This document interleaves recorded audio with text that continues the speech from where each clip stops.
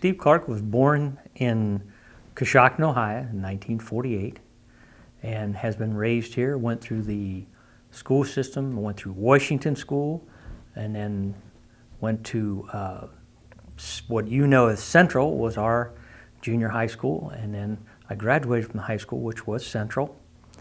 And from there I went to was drafted into the Army and spent 2 years in the United States Army in Vietnam in the 101st Airborne Division. After coming out of there, I used the benefits which were given me by the government and acquired an associate degree in business administration from Muskingum Technical College in Zanesville, which is now called Zane State. Coming out of that, I had worked prior to going to the service, and a little bit after the service, I had worked at the Penny's store, worked my way through there in high school to help pay for things. After that, I went full-time with the Coshocton County Sheriff's Department, worked there for a few years, left there and went to the Coshocton Fire Department, which I completed approximately 38 years of service there, and been retired just about 2 years now. I have had a small business. I work out of my home, which installs lights, sirens, radios in police cars, fire trucks, ambulances. I've done that for almost 40 years, public service vehicles. I've been on the Sheriff's Auxiliary ever since I left there. Had friends in the school system, and back in late 98, starting into 99, friends of mine said, you know, we have nobody to drive bus, we have nobody to do some of this maintenance work, and with our schedule at the fire department, we had a lot of time off. A lot of the people who work there have secondary jobs. So I went over and applied and did I've done maintenance work over that time from 99 till now, and I've driven bus from 99 until now for the Coshocton City Schools. I've got to know the teachers and the people who work at the system, who I think are outstanding, all of them. Now that I have the time, I think that I have something to offer because I know the system and the people and how things work. I think that I can be beneficial to the decisions which the board makes. My wife is a retired 6th grade teacher, so I know that side of it. I know how much effort and time they put in. And through me doing the other jobs, I know what the ordinary personnel do there. And I think I can help and give a different perspective to the board. I have two major ones that I see. I see the money problem, which everybody's having now and is going to continue to have. And I don't have a lot of answers about that one yet because I don't have a complete handle on the situation at the Coshocton City Schools yet, but I will be learning these things. The other thing I see as a real problem is the requirements the state and federal government have on our teachers and administrators to bring all these new laws and rules in that we're going to have to try to handle and cope with, even though some conflict with each other.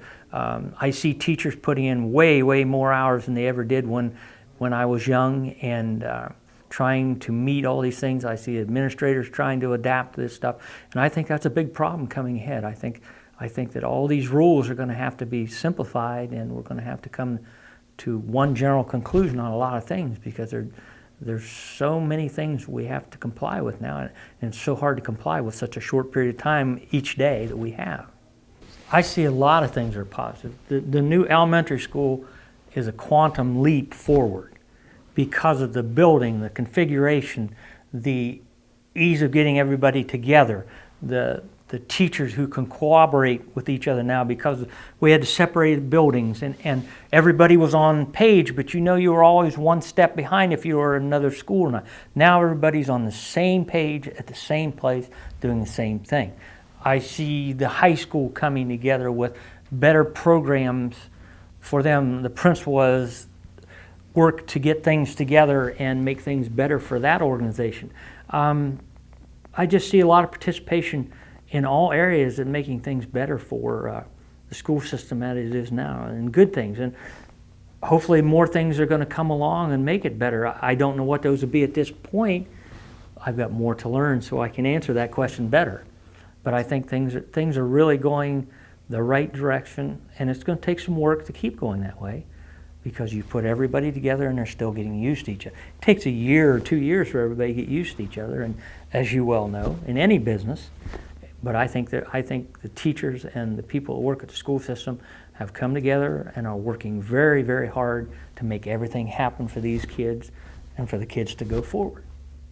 Being that I have been married to and understand the teaching, I would like them to understand that most teachers that I know put in many more hours every night when they come home from work. On weekends we're grading tests, are going to school during the summer.